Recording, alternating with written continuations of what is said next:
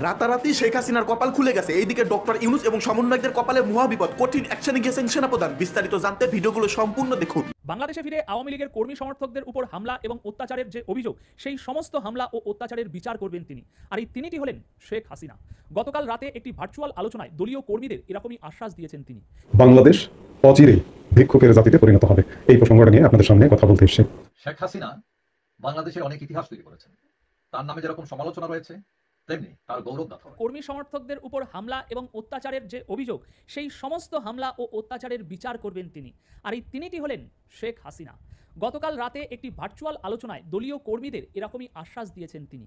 এখন ওনার এই আশ্বাসটি, এই কথাটি শোনার পর নিশ্চিত আপনাদের মনে একটি প্রশ্নের উদয় হয়েছে যে শেখ হাসিনা এই যে বলছেন তিনি তার দলীয় কর্মীদের উপরে হওয়া হামলা ও অত্যাচারের সমস্ত বিচার করবেন, এটা করতে গেলে তো ভাই আগে নেত্রীকে দেশে ফিরতে হবে। তিনি দেশে ফিরবেন তবেই না এই বিচারগুলো করতে পারবেন। তাহলে বর্তমান যে অবস্থা, এই গত 8 মাসে ভারতের পক্ষ থেকে না আমরা কোনো পদক্ষেপ দেখেছি, না আওয়ামী লীগ দলের পক্ষ থেকে আমরা এমন কোনো পদক্ষেপ নিতে দেখেছি যার মাধ্যমে আমরা একটু অ্যাসিওরিটি পাবো যে শেখ হাসিনা দেশে ফিরছেন, এইভাবে তিনি ফিরছেন, অমুক সময়ের মধ্যে তিনি ফিরছেন। না ভারতের দিক থেকে, না আওয়ামী লীগের দলীয় কর্মীদের দিক থেকে, যে বড় বড় নেতা আছে তাদের দিক থেকে আমরা এরকম কোনো নিশ্চয়তা পেয়েছি। কিন্তু তবুও তিনি গতকাল রাতের ভার্চুয়াল বৈঠকে দলীয় কর্মীদের এরকমভাবে আশ্বাস দিলেন কি করে? এখন এই বিষয়ে হয়তো তারা একেবারে উপহাস করে বিষয়টাকে উড়িয়ে দেবে।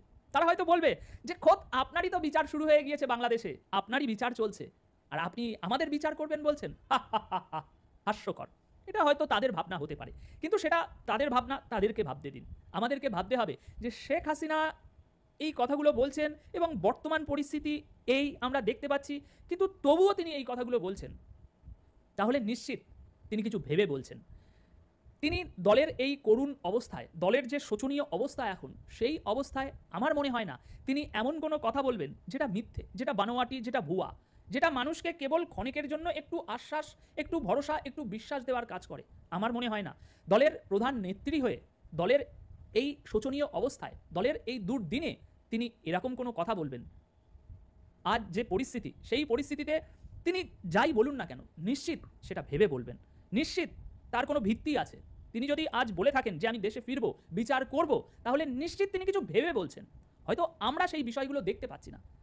রাজনীতিতে, বিশেষ করে ভূ রাজনীতিতে, জিও পলিটিক্সে এমন অনেক বিষয় হয়, কূটনীতিতে এমন অনেক বিষয় চলে যা আমরা উপর থেকে দেখতে পাই না। জিনিসটা ঘটে গেলে, ডেভেলপমেন্টটা হয়ে গেলে আমরা বুঝতে পারি, ও এইভাবে এটা হয়েছে, এর সাথে এটা হয়েছে, এর সাথে এটা হয়েছে, ও তাহলে এতদিন ধরে এই পরিকল্পনাটা চলছিল এবং এই পরিকল্পনার মাফিক ধীরে ধীরে এই পুরো ডেভেলপমেন্টটা হয়েছে। সেই ডেভেলপমেন্টটা হওয়ার পর আমরা ডটগুলো কানেক্ট করতে পারি, তার আগে পর্যন্ত নয়। তার আগে যদি আমরা কানেক্ট করে নিতে পারি, জেনে যেতে পারি, তাহলে সেই কূটনীতির কোনো মূল্য থাকে না। সুতরাং তিনি গতকাল রাত্রে ভার্চুয়াল আলোচনায় দলীয় কর্মীদের এবং দেশের সকল মানুষদের উদ্দেশ্যে, বিশেষ করে আওয়ামী লীগ সমর্থকদের উদ্দেশ্যে তিনি আরও যেসব কথা বলেছে, প্রায় 1 ঘন্টার উপরে এই আলোচনাটি হয়েছে, সেখানে তিনি বিশেষ যে কথাগুলো বলেছেন সেগুলো এখন আমি আপনাদের সামনে উপস্থাপন করব। কিন্তু তার আগে এই জিনিসটা আমরা একটু পরিষ্কার হয়ে নিলাম যে শেখ হাসিনা তিনি আজ বা এর আগে কিংবা আগামী দিনে যাই বলবেন, নিশ্চিত তিনি কিছু ভেবে বলছেন, নিশ্চিত তার কাছে সেরকম কোনো ভিত্তি আছে, তবেই তিনি এই কথাগুলো বলছেন।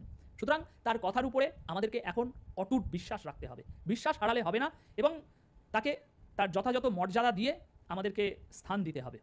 দর্শক, আলোচনার একটি পর্যায়ে তিনি কর্মী সমর্থকদের উদ্দেশ্যে বলেছেন যে চিন্তা করবেন না, আমি খুব শীঘ্রই আসব। এখন এই বাংলাদেশ ছাড়ার পর থেকে তিনি মোটামুটি বিভিন্ন সময়ে দলীয় কর্মীদের সঙ্গে এরকমই ভার্চুয়াল যোগাযোগ চালিয়ে গিয়েছেন, যা আওয়ামী লীগের মেন যে অফিসিয়াল পেজ, সেই সমস্ত জায়গায় এই আলোচনাগুলো সরাসরি সম্প্রচার করা হয়। তো সেরকমই গতকাল রাতের একটি ভার্চুয়াল আলোচনায় 1 ঘন্টারও বেশি সময় ধরে এই আলোচনাটা চলেছে। আর ওই আলোচনা পর্বে তিনি দলীয় কর্মী সমর্থকদের সমস্ত সমস্যার কথা শুনছিলেন এক এক করে শেখ হাসিনা। কর্মী সমর্থকরা বিশেষত যা দাবি করেছে যে তাদের পরিবারের উপর বিভিন্ন ধরনের অত্যাচার চালানো হচ্ছে, তাই তিনি সবাইকে আশ্বস্ত করেছেন যে তিনি এই সমস্ত ঘটনার বিচার করবেন। এবং তিনি এটাও বলছেন কর্মী সমর্থকদের উদ্দেশ্যে যে আল্লাহ আমাকে সেই জন্যই বাঁচিয়ে রেখেছেন যে আমি যাতে এই জালেমদের বিচার করতে পারি, চিন্তা করবেন না, আসছি আমি, তিনি এমনটাই বলেছেন। এছাড়াও এই যে আলোচনা সভাটি হচ্ছিল গতকালকের, এই আলোচনা সভায় উপস্থিত ছিলেন বিশেষত আপনার অল ইউরোপিয়ান আওয়ামী লীগের সভাপতি মোহাম্মদ নজরুল ইসলাম। তারও দাবি যে বিচার একদিন হবে, আর সেই দিনটি খুব বেশি দূরে নয়। মোটামুটি 1 ঘন্টা 11 মিনিট ধরে এই আলোচনা চলেছে। আর এই আলোচনায় আরও বিশেষ যে বিষয়গুলো উঠে এসেছে সেগুলো হচ্ছে আওয়ামী লীগ সরকারের আমলের সময় যেমনভাবে দেশ চলছিল এবং বর্তমান বাংলাদেশের পরিস্থিতি কী সেগুলো তুলনা টেনে বিভিন্ন রকম কথাবার্তা আলোচনা হয়েছে। এছাড়াও শেখ হাসিনা যে বক্তৃতা দিয়েছে সেই বক্তৃতার একটা বড় অংশ জুড়ে তিনি ব্যাপকভাবে আক্রমণ চালিয়েছে অন্তর্বর্তী সরকারের প্রধান উপদেষ্টা মোহাম্মদ ইউনূসকে। এছাড়াও আওয়ামী লীগ নেত্রী দাবি করছেন যে আমরা আমাদের প্রতিপক্ষের সঙ্গে এমন ব্যবহার করিনি, কিন্তু সুৎখোর ইউনূস সেই একই জিনিসটা করেছে। এছাড়াও এই আলোচনায় তিনি বিশেষ আরেকটি বিষয় যা বলেছেন সেটি হলো 5ই আগস্ট পরবর্তী সময় থেকে এই জামাত শিবির জঙ্গিদের হাতে আওয়ামী লীগের যে সমস্ত নেতাকর্মীরা শহীদ হয়েছেন সেই শহীদ পরিবারের উদ্দেশ্যে তিনি বলেছেন যে আপনারা সকলে ধৈর্য ধরুন। বাংলাদেশের পরিস্থিতির কথা আমরা অ্যামনেস্টি ইন্টারন্যাশনালের মতো আন্তর্জাতিক মানবাধিকার প্রতিষ্ঠান সহ অন্যান্য আন্তর্জাতিক মঞ্চে ইতিমধ্যেই পৌঁছে দিয়েছি এবং সামনে আরও অতিরিক্তভাবে আমরা এই সমস্ত কিছু আন্তর্জাতিক আপনার মানবাধিকার সংস্থার কাছে একে একে তুলে ধরা হবে। তো মোটামুটি ওনার গতকালকের এই আলোচনায় প্রধান হাইলাইটেড যে বিষয় দুটি ছিল সেটি হলো তিনি দেশে ফিরবেন, এটা নিশ্চিত। আজ নয়তো কাল, কাল নয়তো পরশু একটা সময় তিনি দেশে ফিরবেন এবং দেশে ফেরার পর এই জামাত শিবির সহ যত রাজাকার আছে তাদের উপরে ব্যাপক হার্ডলাইনে যেতে চলেছে, তাদের বিচার তিনি করবেনই এবং তিনি দাবি করেছেন যে আল্লাহ তাআলা তাকে এই জন্যই বাঁচিয়ে রেখেছে। যদি এদের বিচার না করার হতো, এদেরই রাজত্ব কায়েম করার হতো, তাহলে 5ই আগস্টে তার জীবন চলে যেত, এমনটাই তার দাবি। তো দর্শক, এ বিষয়ে আমি আবারও আপনাদেরকে বলবো যে আশাহত হবেন না। শেখ হাসিনা আজ এই পরিস্থিতিতে যে কথাগুলো বলছে সেগুলোর প্রতি সম্পূর্ণ বিশ্বাস রাখবেন, কারণ তিনি নিশ্চয়ই কিছু ভেবে বলছেন, তিনি নিশ্চয়ই কিছু বিবেচনা করে বলছেন। তো এখন শেষ করার আগে আপনাদের মতামত জানতে চাই, শেখ হাসিনা দেশে ফিরবেন এবং সমস্ত রাজাকারের বিচার করবেন, ওনার এই বক্তব্যের উপরে আপনি কি বিশ্বাস রাখতে পারছেন? কমেন্ট বক্সে আপনার মতামত অবশ্যই জানান। বাংলাদেশ অচিরেই ভিক্ষুকের জাতিতে পরিণত হবে, এই প্রসঙ্গটা নিয়ে আপনাদের সামনে কথা বলতে এসেছি। গতকাল সোমবার দেশব্যাপী বিক্ষোভ অনুষ্ঠিত হয়েছে। বিক্ষোভের কারণ হচ্ছে ইসরায়েলের প্যালেস্টাইনের ধ্বংসযজ্ঞের প্রতিবাদে। প্যালেস্টাইনে যে দীর্ঘদিন যাবৎ যে ধ্বংসযজ্ঞ চলছে, এই অগ্রাসনের বিরুদ্ধে সারা পৃথিবীর অবস্থান, সারা পৃথিবীর সাথে আমাদের বাংলাদেশের আমাদেরও অবস্থান। কিন্তু আমাদের অবস্থানের প্রেক্ষিতে যে ঘটনাগুলো ঘটছে সেগুলো অত্যন্ত নিন্দনীয়। গতকাল সোমবার বিশেষ করে সারা পৃথিবীর গুরুত্বপূর্ণ বিভিন্ন শহরে প্রতিবাদ হয়েছে, বিক্ষোভ হয়েছে, কিন্তু কোথাও ভাঙচুরের কোনো ধ্বংসযজ্ঞের কোনো খবর কি পেয়েছি? আমরা পাইনি। কিন্তু বাংলাদেশে ধ্বংসযজ্ঞের একটা খবর পাওয়া গেছে। এই ধ্বংসযজ্ঞ সম্পূর্ণ গুজব ভিত্তিক। ঢাকা, চট্টগ্রাম, সিলেট, গাজীপুর, বরিশাল বিভিন্ন শহরে বিশেষ করে বেছে বেছে বাটা, KFC, পিজা হাট কিংবা কোকাকোলা পণ্য যেখানে আছে, কিংবা কোকাকোলার সাইনবোর্ড, কোকাকোলা, ফান্টা, স্প্রাইটের সাইনবোর্ড যেসব দোকানে আছে সেসব ভেঙে ধ্বংস করা হয়েছে। আমরা কি আসলে শুধুমাত্র ধ্বংস করতেই জানি না? আমরা কি করতে জানি না? এই যে 5 আগস্ট পরবর্তী সময় থেকে যে ধ্বংসযজ্ঞ শুরু হয়েছে, গণভবন থেকে শুরু করে, সংসদ ভবন থেকে শুরু করে, সংসদ সচিবালয়, ওই যে যাত্রা শুরু হলো ভাঙচুরের, সেই যাত্রা যেন থামছে না। একবার ভাবলেও খুব কষ্ট লাগে যে আজ থেকে 8 মাস আগেও দেশটা তো এইরকম ভাঙচুরের মধ্যে ছিল না। হঠাৎ করে কি হলো? আমরা কোথায় নেমে গেলাম? এই যে এইভাবে যে ভাঙচুর করছি আমরা এই যে বহুজাতিক কোম্পানিগুলোর অফিস ভাঙচুর করছি, শোরুম ভাঙচুর করছি, এই কোম্পানিগুলো ইসরায়েলের সাথে আসলে সংযোগ কি? একটা গুজবের উপর ভিত্তি করে আমরা এগুলো ভাঙচুর করছি। এই যে কোম্পানিগুলো ভাঙচুর করা হচ্ছে, বাস্তবতা হলো এই কোম্পানিগুলোর সাথে এই কোম্পানিগুলো ইসরায়েলে এগুলোর জন্মই নয়।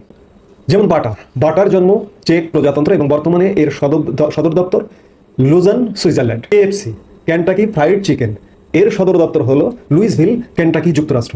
পিৎজা হাট একটি মার্কিন কোম্পানি। কোকাকোলা একটি যুক্তরাষ্ট্রের কোম্পানি। ইউনিলিভার যুক্তরাজ্যের কোম্পানি। অর্থাৎ এই যে বিভিন্ন দেশে ইউরোপ, আমেরিকার জন্ম নেওয়া প্রতিষ্ঠানগুলো বাংলাদেশে ব্যবসা করতে এসছে, বাংলাদেশে ব্যবসা করছে। আমরা সুযোগ পেলে এগুলো ভাঙচুর করি। এরা যদি ব্যবসা গুটিয়ে নিয়ে যায় কি হবে? ক্ষতিগ্রস্ত হবেন আপনি। দেশটা চতুর্দিক দিয়ে ধ্বংস শুরু হয়ে গেছে। এই যে মার্কিন যুক্তরাষ্ট্রের বর্ধিত শুল্ক আরোপ, আগামীকাল 9 এপ্রিল রাত 12টা 1 মিনিট থেকে মার্কিন যুক্তরাষ্ট্র সময়ে এই শুল্ক কার্যকর হবে। এই শুল্ক কার্যকর হলে বাংলাদেশের কোনো পণ্য মার্কিন যুক্তরাষ্ট্রে ঢুকতে হলে সেটি 52% বর্ধিত শুল্ক দিয়ে ঢুকতে হবে। আগে যেটি এভারেজ 15%-এর মধ্যে সীমাবদ্ধ ছিল। অর্থাৎ বাংলাদেশের পণ্য মার্কিন যুক্তরাষ্ট্র থেকে আউট। ইতিমধ্যেই দীর্ঘ ছুটি গেছে। এই ছুটির পরে গত পরশু থেকে বাংলাদেশের রপ্তানিকারক প্রতিষ্ঠানগুলো, শিল্প প্রতিষ্ঠানগুলো কিন্তু মার্কিন কোম্পানিগুলো থেকে, মার্কিন বায়ারদের থেকে ইতিমধ্যেই মেল পেতে শুরু করেছে, বার্তা পেতে শুরু করেছে। সেই বার্তার প্রেক্ষিতে মার্কিন যুক্তরাষ্ট্রের পণ্য প্রবেশ করা, বাংলাদেশি পণ্য বিশেষ করে প্রবেশ করা এক প্রকার নিষিদ্ধ। বাংলাদেশ সরকার এই ব্যাপারে কি করেছে? বাংলাদেশ সরকার চিঠি দিয়েছে, চিঠি দিয়ে ক্ষান্ত হয়েছে। একবার চিন্তা করুন, মার্কিন যুক্তরাষ্ট্রে আমাদের রপ্তানি বন্ধ, আমরা দেশে ভাঙচুর করছি, গড়বার পরিবর্তে শুধুমাত্র ভাঙছি, এর শেষ কোথায়, এর গন্তব্য কোথায়? এবং এতে করে বাংলাদেশের ভাবমূর্তি সারা পৃথিবীব্যাপী খারাপ হচ্ছে। গতকালকের ঘটনার প্রেক্ষিতে মার্কিন দূতাবাস স্বয়ং বিজ্ঞপ্তি দিয়ে, বিবৃতি দিয়ে মার্কিন নাগরিকদের জন্য সতর্কতা জারি করেছে। অর্থাৎ আমরা এক ভয়ঙ্কর অবস্থার দিকে যাচ্ছি। এভাবে যদি চলতে থাকে আগামী মাস ছয়েকের মধ্যে বাংলাদেশের অবস্থা কি হবে আমি এই মুহূর্তে কল্পনা করতে পারছি না, কিংবা সুবিবেচক সুচিন্তক মানুষ আপনারাও কল্পনা করতে পারছেন কিনা আমি সেই ব্যাপারে সন্দিহান। আমি বারবার বলি, আজ থেকে মাত্র 8 মাস আগে বা 10 মাস আগে এই বাংলাদেশকে আমরা দেখেছিলাম? আমরা কি এই পরিবর্তন চেয়েছিলাম? আমরা চাইনি। কিন্তু আমরা ধীরে ধীরে একটা অতল গহ্বরের দিকে ঢুকে যাচ্ছি। এর থেকে মুক্তির উপায় কি? এই যে তৌহিদি জনতা নামে বিভিন্ন জায়গায় হামলা হচ্ছে, কারো প্রতি প্রতিহিংসা থাকলেও হামলা হচ্ছে। এই যে বাংলাদেশে বিশেষ করে ট্রান্সকম গ্রুপের প্রথম আলো যে কোম্পানির মালিক, সেই কোম্পানির আয়ত্তে পিৎজা হাট, কেএফসি, আমার তো মনে হয় এগুলো ষড়যন্ত্রমূলকভাবে এগুলো করা হচ্ছে। প্রথম আলোর উপর রাগ থাকতে পারে, কিংবা ট্রান্সকম গ্রুপের উপর রাগ থাকতে পারে, এই কারণে এগুলো করা হচ্ছে। এগুলো বন্ধ হওয়ার জন্য আমরা সচেতন নাগরিক যদি আমরা এগুলো না করতে পারি, তাহলে আমাদের খুব শীঘ্রই এমন একটি বাংলাদেশে বসবাস করতে হবে যে বাংলাদেশ আমাদের কারো কাম্য ছিল। শেখ হাসিনা বাংলাদেশের অনেক ইতিহাস তৈরি করেছেন। তার নামে যেরকম সমালোচনা রয়েছে, তেমনি তার গৌরব গাথা রয়েছে।